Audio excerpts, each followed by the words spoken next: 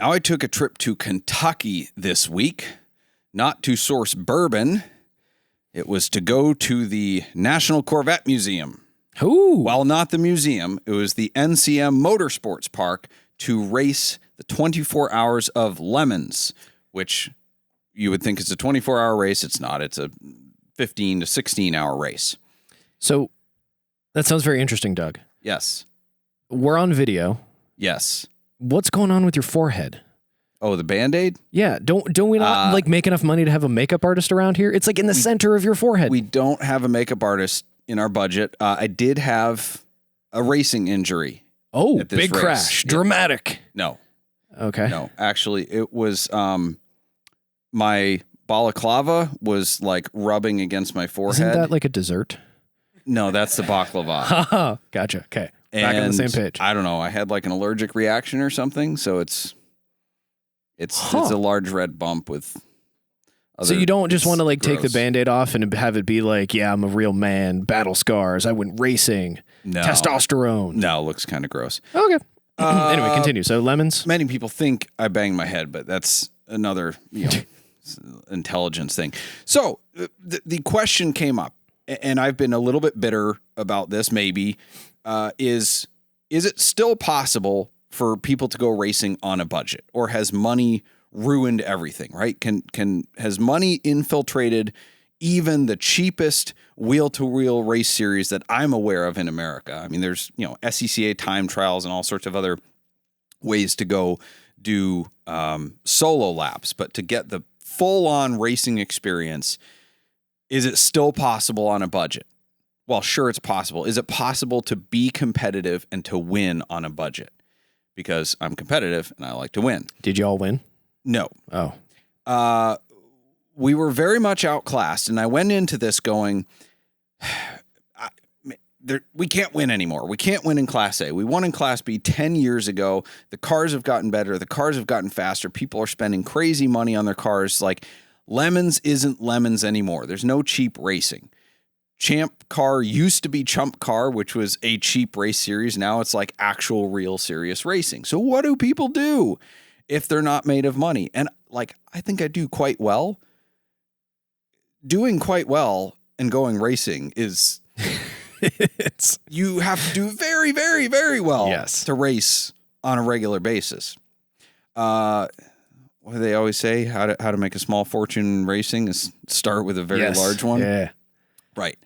Which is kind of depressing, because I would love to go racing, and now I've never really thought about doing lemons myself, but it always seemed like maybe I could get together with some boys, have a car, have a team, go have a good time. But I've noticed a lot more that there are a lot more people with a lot more money participate. Like, isn't there a limit on how much you should spend on a car?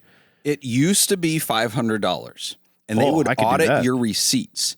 And if they thought you spent more or could prove that you spent more, they would crush your car. Whoa. Now, that's a bad policy now, because you can buy a $500 car, and some people still do, and you spend $5,000 to $10,000 on the required safety stuff, because cages are very expensive now. Yeah. Fabricators are like $200 an hour, unless, okay, fine. Built, not bought. All right, well, if you don't know how to weld, you're not a real car guy. I don't want a cage that I welded to be responsible for my life. I just, nope. True.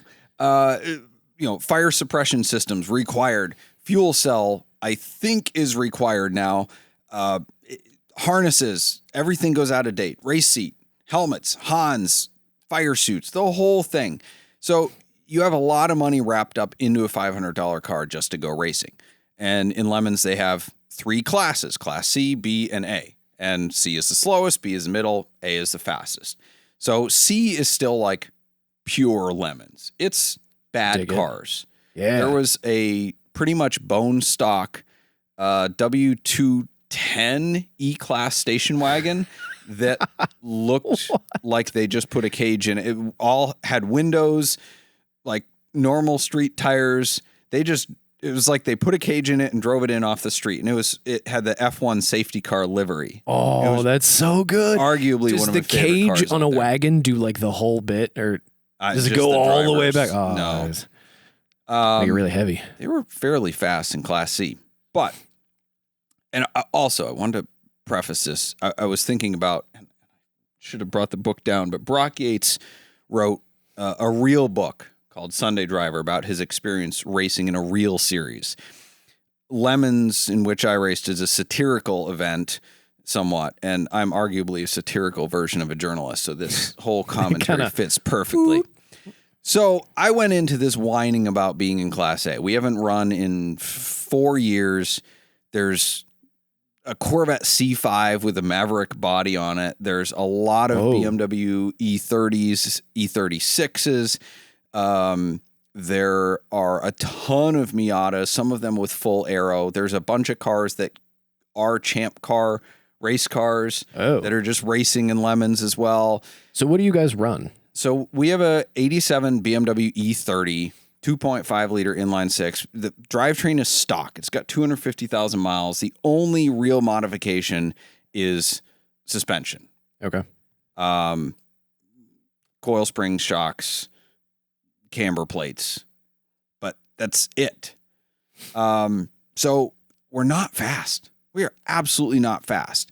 We were 5 to 8 seconds a lap off the fastest cars in our class. 5 to 8 seconds, maybe 10 off of like the fastest. Well, just thinking about a C5 Corvette compared to that BMW, the performance, there's a gulf between those two cars. There's a gulf. And they were just blowing by us on the straight, some of them. So, and NCM Motorsports Park is a horsepower friendly track. It's very technical, but there's 3 pretty long straights. So I went into this whining about being in Class A. I did go as full-on Hank Corvette curmudgeon because it was an NCM, and I tried to use Hank as the negotiator to get us in Class B. So why were you like in Class A? Is it because of your previous successes? Yes, because we won Class B. They also judge based on reliability, fuel efficiency, your likelihood to stay out there the whole time, which is partly based on your team and your experience, partly based on the car itself, your speed, and just however they're feeling. Because there was another almost identical E30 that got Class B with 2 laps penalty. We got Class A with 0 laps. So I was pretty upset that we did not get Class B. I'm like, we cannot be competitive in Class A. Like, there's a Saturn Sky that some professional race shop built. It's got tube frame, full dry brake. This like is for NASCAR Lemons. Fueling system. I heard it was like 60,000 plus to build. Like we lined up in the judging thing. There was a Miata NC with full aero right behind us. I'm like, we can't beat a Miata. This is crazy. We are a Class B car. So I was like, whatever. I was a little bit incensed. But I was humbled and reminded that the judges in Lemons know what the heck they're doing because they do this every stinking week. And even though we hadn't raced in 4 years, they had notes on our team, and they know that we're a good team. We stay out of black flags, and our car is not super cheaty, so it also is not likely to break because all these cheaty, heavily built cars do break a lot. Oh. The top 3 overall running cars in the race going into, so there's 2 main stints. There's Saturday, 8 hours, Sunday, 8 hours. You can work on your cars in between, whatever, but that's what you run because they don't run through the night. And the top 3 going into Sunday's race by about 2 p.m. had all taken themselves out. Catastrophic failures. So all the winners gone. Oof. Yeah. Yeah.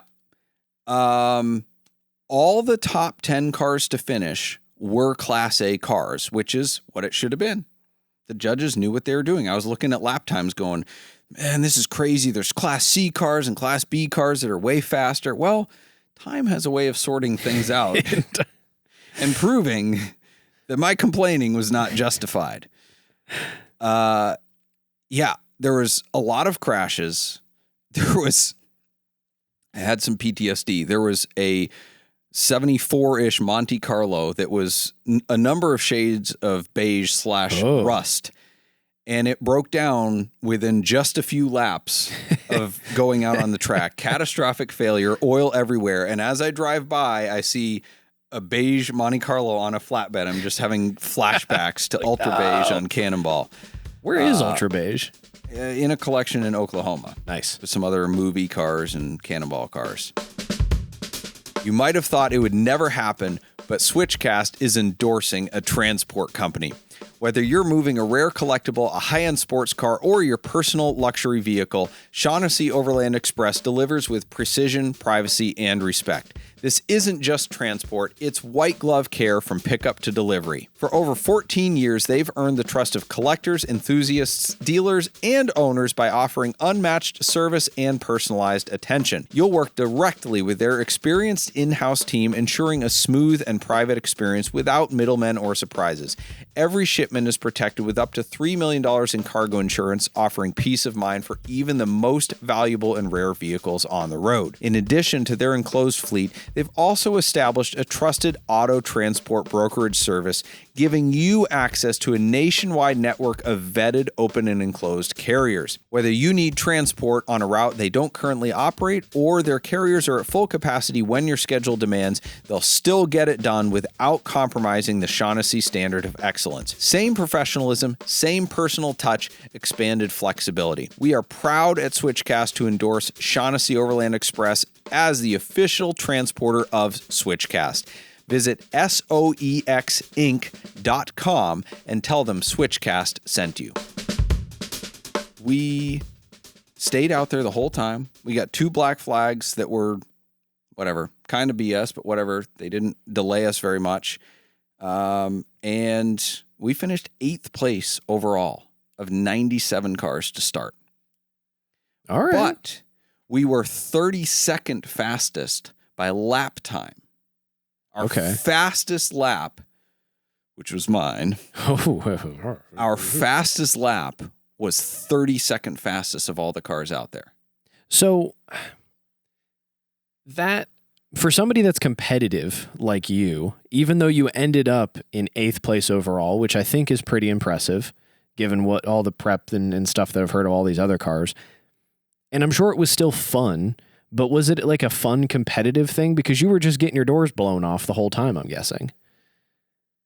Like did you feel like you were succeeding, like you were doing well just by outlasting? The first hour I did not. I was just very frustrated at the fact that we had 0 chance of winning this race. I don't have to win. I just want things to be, I just want to be in the running. Yeah. Right? If everything goes right for us and wrong for everybody else, like, I want to have that chance, because in order to win an endurance race like that, everything does have to go right. You have to be fast and not make a single mistake. And not have your car blow up. Right. No black flags, no spins. Like, you pretty much have to run 16 hours of 0 mistakes. You might get 1 mechanical or 1 black flag, but that's about it. Yeah. So once I saw things start to even out, I was like, okay. But I think the more fun thing for me was just being out there and watching our team after 4-year hiatus just click. Our pit stops were good. They weren't perfect, but we remembered what we were doing. We had good communication. We have done this enough that we've prioritized, and this is a little primer for those of you wanting to get into lemons, because we actually met a team out there that said that one of my videos had inspired them to get into it. And sweet. I've talked to a few people like that. So, like, if you're looking to get into this, one of the key things is knowing what's important. In a 16-hour race, there's no single pass that is worth it. Yeah. Not one, especially when you're racing against a bunch of people who should not be on a racetrack. You don't know. It's like playing poker with, like, dollars. You can't read what somebody else is, read their tells, because they don't have tells, because they don't care. Yeah. It's only $1. I'll go all in. Yeah. Same thing with racers. Like, oh, well, the rule is if you have their door, you get the apex. Not in lemons. Just be like survival instincts got to kick in and you got to stay out of everybody's blind spot. It's like driving on I-95 in Florida. It's so all of us have that philosophy. So that's how we stayed out of trouble. We didn't have any spins. We didn't have any almost spins. Like, we didn't pass under yellow. We were out there. We knew what we were doing. We got into a rhythm, and watching our team pick that rhythm back up and just chip away slowly at positions. We started 40th and just chip down. I'm like, this is it. I don't care if we win. I was so proud of our team for working together, for being consistent and like proving that out once again, that theory that is not really a theory, that the way to win a race is to stay out on track. Yeah. Because you can get faster. You can cheat your car up a little more or whatever, but like we finished 8th. That's like really high. Yeah. That's awesome. Yeah. So would you say that doing something like lemons is better than, say if somebody wants to like get on track and race, is it better to take their prized car or to like buy a track day car and go do HPDE and stuff like that? Or is it better to get into something like lemons? Both and neither. There's a saying, it's more fun to drive a slow car fast and a fast car slow. And I would argue that it's more fun than driving a fast car fast, because cars are so fast now that driving a fast car fast is legitimately scary unless you are pro level. Yeah. The first thing I would say if somebody wants to get into it is go to like 8 different driving schools. Drive somebody else's car with an instructor and learn what you don't know. Learn how to lose control of the car. Because if you just go out in lemons with no prior knowledge, yeah, you'll have some fun, but you'll probably wreck. And wrecking's not fun. Yeah. So, yes, I would get into lemons. But the first thing is go drive somebody else's car. Pay lots of money to go to a school and then work your way up. Track days are good. Track days are not the way to learn how to drive quickly. Even the HPDE instructor days, whatever. Because you don't learn what it's like over the limit.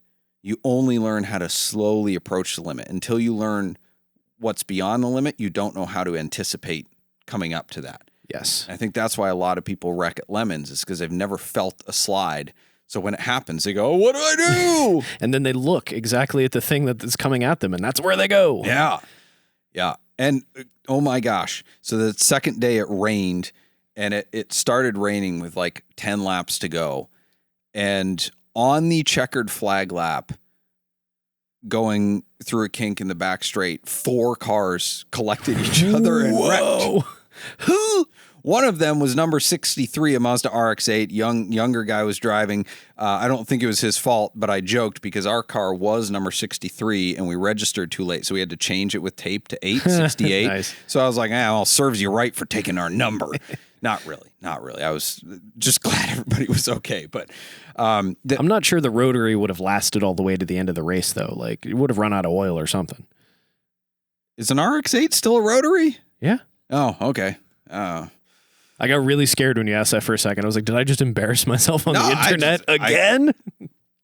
It doesn't sound like one, I guess. Maybe that's why. It could have been a swapped. They swapped in an LS. Yeah. The crazy thing was the Class C winner beat the Class B winner. Finished higher overall. Okay. Which, again, is not bad classing. Can't blame the judges for that. The Class C winner was turning laps. I think they were 6 seconds a lap faster than our car. Class C. Whoa. But it's a Subaru Impreza that has been covered on the Lemons podcast before. Highly unreliable build. And so, like, they're looking at it from the probability of braking. So it doesn't matter if it was fast. Because, like, we used to race against this old, I think it was a Rolls-Royce Silver Spur, Silver Cloud. They had swapped a Viper V10 into. What? And that thing was ridiculously fast, but it was in Class C. I mean, this thing would just come flying up behind you. That'd be terrifying. It had giant brakes. It was going through tires like, every couple hours, every gas tank, basically. I mean, the thing was mental. And we're all like, how are they Class C? How are they Class C? Judges just said, hold my beer, wait for it. engine blew up. They came back the next race, engine blew up. Came back the next race, engine blew up. So the judges knew that they had to stay in Class C until they figured out their crap. Well, the Rolls did. They figured out their oil pressure issue, built, bulletproofed their car for the track, and then just like dominated everybody. But wasn't because of bad classing. It was just like, okay, well, they finally figure stuff out. Now you get penalized, bumped up to the next class. This thing looks wild. Yeah. Whoa. Yeah.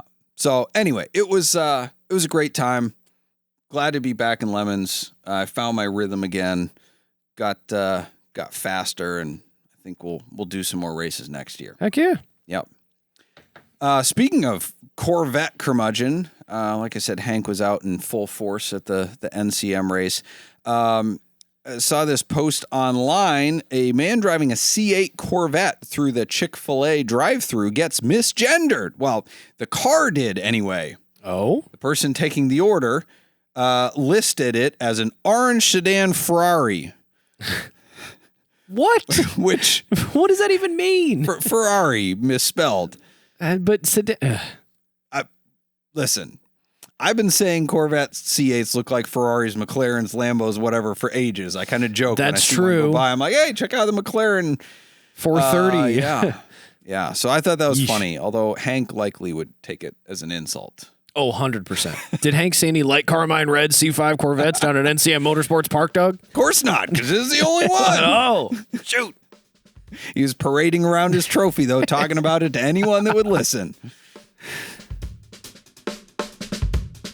The Sheffield brand was recently revived by Jake Turkbus, an owner of an original Sheffield all-sport diver he received from his parents in 1970 when he was just 11, beginning his love of watches. As an adult, Jay used his extensive expertise in product development and marketing to revive the brand that started it all. He set out to develop watches with a high level of quality and specification at a value price. His first effort, and a successful one, on July of 2023, was the debut of the Sheffield All-Sport Diver 1.